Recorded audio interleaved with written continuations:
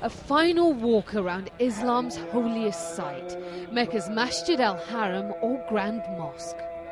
For Pakistani-American couple Jamal and Erum Hussain, performing the Hajj pilgrimage has been both a spiritually rewarding and a somewhat disorienting experience. You're totally taken out of your element from where you come from, put in a totally new environment, and you just have to adjust without, in the best way that God wants us to.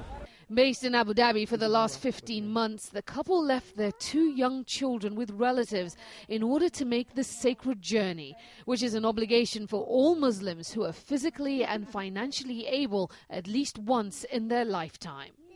Everything just went very smoothly this year. Jamal, who's a practicing physician, actually performed Hajj for the first time last year. So he says this time around, his focus was on his wife and making sure she found it a fulfilling experience. Something Erum admits didn't happen automatically. I have to say, honestly, it was a struggle.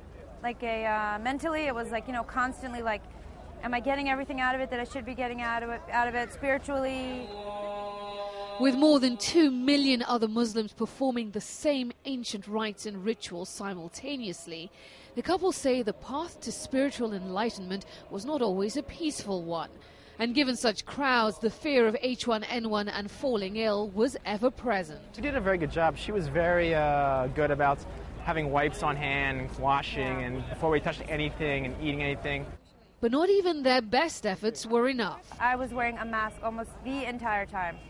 And throughout everything, at Arafat, at Mina, everywhere. But 2 days ago, I still got sick.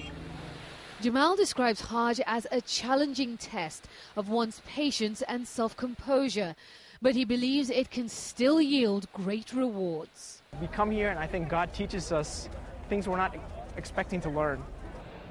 For his wife, the rites and rituals that make up the Muslim pilgrimage are a powerful visual reminder of our shared humanity.